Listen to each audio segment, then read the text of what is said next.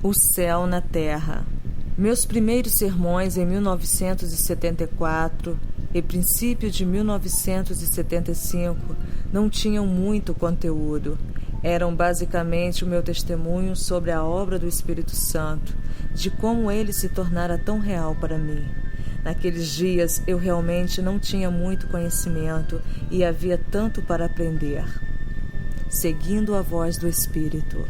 Durante 1975, porém, ouvi a voz inconfundível do Espírito Santo, dizendo-me que estava na hora de começar a dirigir reuniões semanais em Toronto.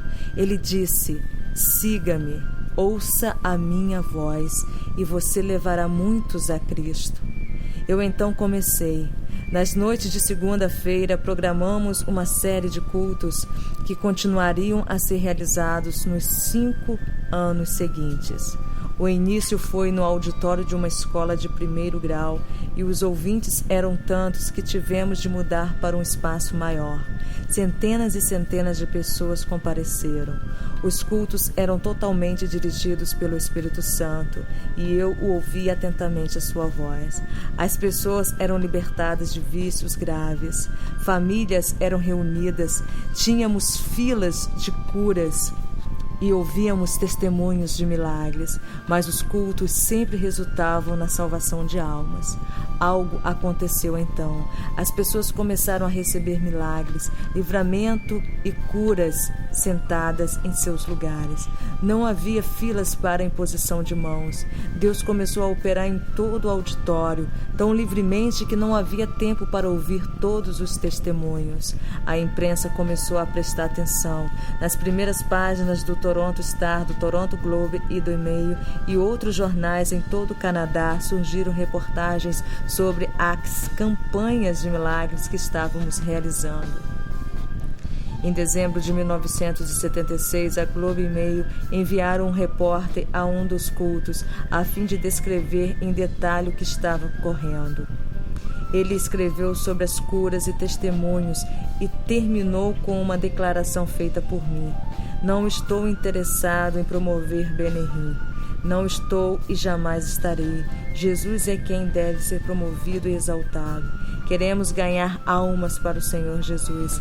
Quero ver almas, almas e almas. Vocês compreendem isso, meus amigos? Sobre a manchete, a cura pela fé realmente funciona? Toronto Star apresentou 4 casos de pessoas curadas em nossos cultos.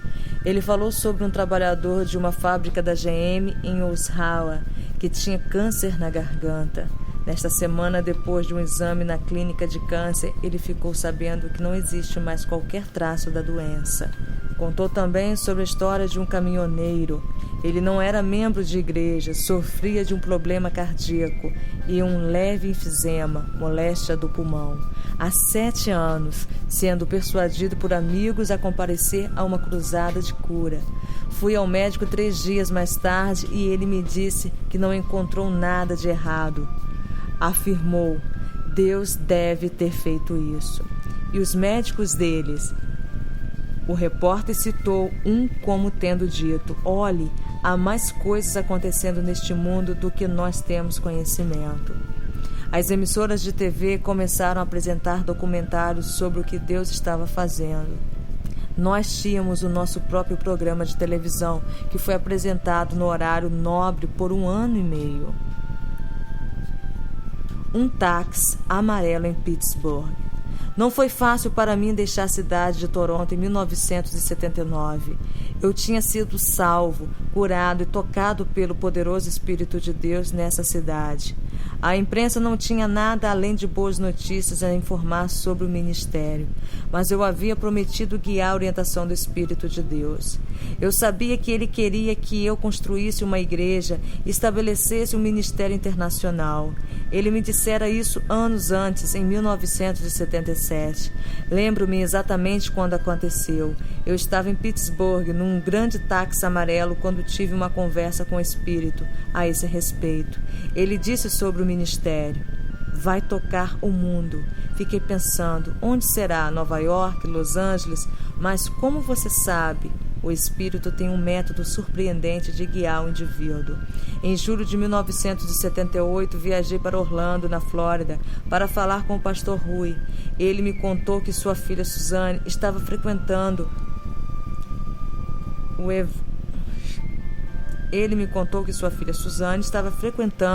o Event College.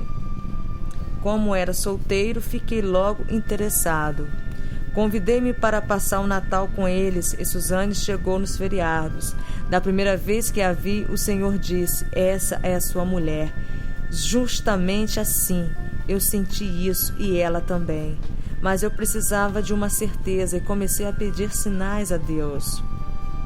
Pedi provas e obtive várias. Pensei, será apenas uma coincidência?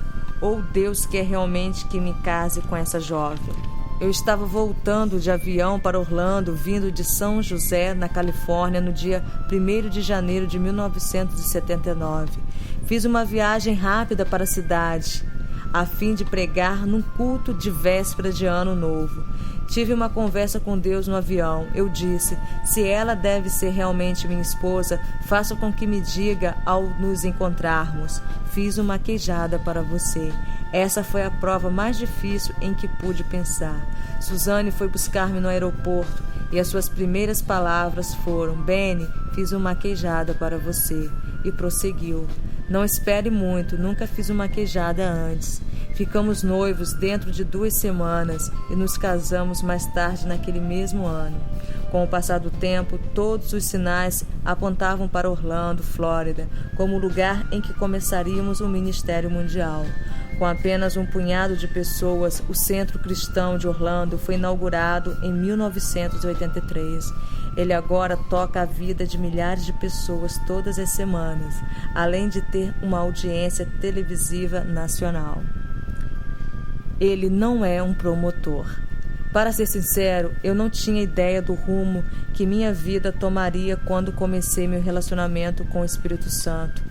Tudo o que sabia é que ele era real e desejava comunhão comigo. Ele queria ser meu mestre e meu guia. Aprendi, porém, o seguinte: o Espírito Santo jamais promove a si mesmo. Ele promove Jesus. Ele jamais criará uma posição exaltada apenas para si, mas dará a honra ao Senhor. Aprendi também que o Espírito não é a fonte dos dons de Deus. É Ele quem ajuda você a receber do doador, que é Deus Pai. É Ele também que ajuda você a receber Deus Filho como Salvador e Senhor. A sua reivindicação sobre o Espírito. Até mesmo o incrédulo sente o poder do Espírito Santo. Falei com centenas de pessoas sobre as suas experiências de conversão e muitas me disseram: alguma coisa que eu não podia explicar estava acontecendo. Eu me sentia constrangido sobre certas coisas que fazia. Era o poder de condenação do Espírito. O Senhor disse: o meu Espírito não agirá para sempre no homem. Gênesis 6:3. Há uma luta íntima quando o Espírito Santo tenta fazer com que você admita que precisa do Senhor. É essa a razão das pessoas se sentirem tão constrangidas na presença de Deus antes de serem salvas. O Espírito é, na verdade, uma testemunha de Jesus. Quando, porém, vier o Consolador, que eu vos enviarei da parte do Pai, o Espírito da verdade, que dele procede, esse dará testemunho de mim. João 15:26. O propósito vital do Espírito é levar as pessoas a Cristo. O Espírito condena e convence. Encontrei pessoas que, ao sair de uma reunião evangélica, sentiram-se literalmente perseguidas pelo Espírito. Elas se sentiram miseráveis em seus pecados. Era como se os seus corações as estivessem puxando. O Espírito não as deixou ir até que se tivessem reconciliado com Deus através de seu Filho. Ele entrará em sua mente e apresentará a verdade da Escritura, convencendo você da validade do Evangelho. Depois de você ter entregue o seu coração a Cristo, Ele continua ali, ajudando você a dar testemunho do Senhor. O profeta Miqueias escreve: eu, porém, estou cheio do poder do Espírito do Senhor, cheio de juízo e de força, para declarar a Jacó a sua transgressão e a Israel o seu pecado. Miqueias 3:8. Ele dá a você o poder para falar. De fato, é inútil tentar proclamar a palavra de Deus sem que o Espírito Santo esteja em seu interior. Ajuda-me. Quando você diz, Espírito Santo, ajude-me a conhecer Jesus, Ele não o desaponta. Ele está sempre pronto a ajudar. Ouça o que o salmista diz: não me repulses da tua presença, nem me retires o teu Santo Espírito. Salmo 51:11. Logo a seguir, ele diz: restitui-me a alegria da tua salvação e sustenta-me com um espírito voluntário. Versículo 12. O Espírito Santo está disposto. Toda vez que você diz, ajuda-me, ele responde, vou ajudar. Quando você diz, ensina-me, ele responde, estou pronto. E quando você diz, ajude-me a orar, ele diz, comecemos. Ele está presente, dando-lhe o desejo de orar. Ele é quem faz nascer a vontade de falar com o Pai e o Filho. Paulo escreveu estas poderosas palavras: por isso vos faço compreender que ninguém que fala pelo Espírito de Deus afirma, anátema Jesus. Por outro lado, ninguém pode dizer Senhor Jesus senão pelo Espírito Santo. 1 Coríntios 12:3. Quando você canta, Ele é o Senhor, e diz isso com sinceridade, essa é uma prova de que o Espírito Santo está em seu interior. Ele está usando você para proclamar que Jesus Cristo é o Senhor em todo o mundo. No momento em que você confessa a morte, sepultamento e ressurreição de Cristo, você passou no teste do Espírito. A Bíblia diz, nisto conhecereis o Espírito de Deus. Todo espírito que confessa que Jesus Cristo veio em carne é de Deus, e todo espírito que não confessa Jesus não procede de Deus. 1 João 4, 2, 3. E também nisto reconhecemos o espírito da verdade e o espírito do erro. Versículo 6. A sua salvação está bem no centro da obra do Espírito Santo. É, na verdade, Ele quem insere você na família de Deus. Paulo escreve, pois todos os que são guiados pelo Espírito de Deus são filhos de Deus, porque não recebestes o espírito de escravidão para viverdes outra vez atemorizados, mas recebestes o espírito de adoção. Romanos 8, 14 e 15. Esta é a maneira como você expressa isso. Baseados nele, clamamos, Abba, Pai. O próprio Espírito testifica com o nosso espírito que somos filhos de Deus. Ora, se somos filhos, somos também herdeiros, herdeiros de Deus e co-herdeiros com Cristo. Se com Ele sofremos, para que também com Ele sejamos glorificados. Versículo 15 a 17. Entregue para a adoção. O Espírito olhou para você e viu um órfão. Ele disse, vou adotá-lo. Ele é seu pai. Por quê? Porque ele é o Espírito do Pai. Você se lembra da música de Dot Rambo? Espírito Santo, tu és bem-vindo neste lugar? Ela foi inspirada a escrever, Pai onipotente de misericórdia e graça. É isso que o Espírito é. Sem ele é impossível aproximar-se do Pai. Paulo afirma, porque por ele ambos temos acesso ao Pai em um Espírito. Efésios 2:18. Através de quem? Através de Jesus. Tanto judeus como gentios podem aproximar-se de Deus pelo Espírito Santo. Esta é a parte mais importante de todas. A Bíblia diz que o Espírito Santo lhe foi dado como uma garantia da vida eterna. Tendo nele também crido, fostes selados com o Santo Espírito da promessa, o qual é o penhor da nossa herança, até ao resgate da sua prosperidade em louvor da sua glória. Efésios 1, 13 e 14. Não há dúvidas a respeito. O Espírito Santo está preparando você para o céu. Se está convencido de que ele habita em seu interior, você não deve então ficar duvidando se já nasceu de novo. Não deve ficar na dúvida se o seu lar é no céu e jamais deverá ficar hesitante sobre o fato de ter ou não a vida eterna. Vou explicar. Se amanhã de manhã você entrar numa loja e escolher algumas roupas e um par de sapatos, mas não tiver todo o dinheiro, você vai até o gerente, combina pagar uma parte da compra e o restante na semana seguinte. O seu nome fica na nota fiscal e você leva o recibo para casa. Na outra semana vai buscar suas compras e paga o resto da dívida.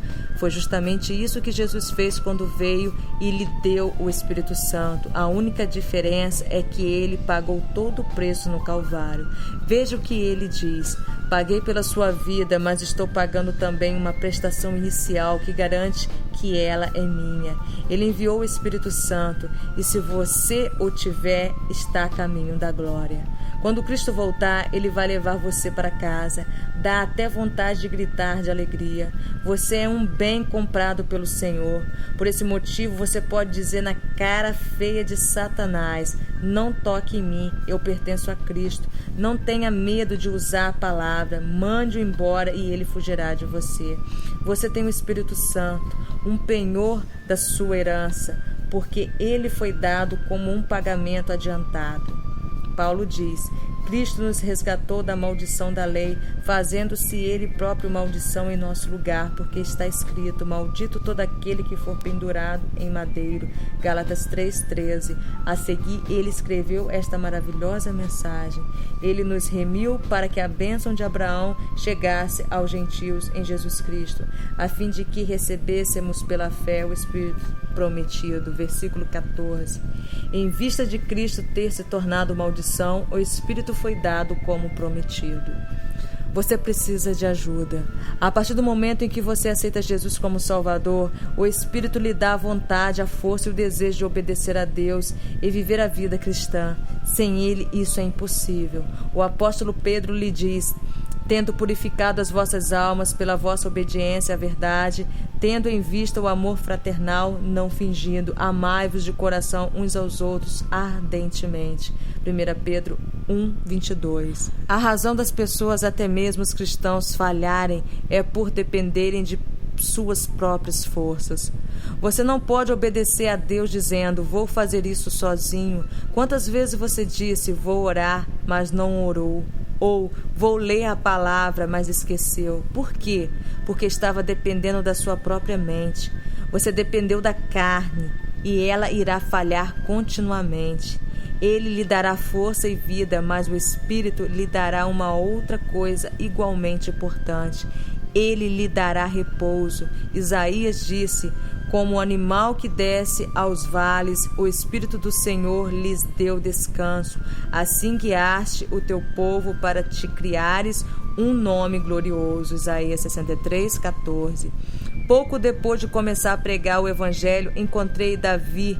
Ele era conhecido como Senhor Pentecostes por causa de suas apresentações do Espírito Santo aos líderes religiosos mundiais. Era um carismático antes de qualquer um saber o significado desse termo.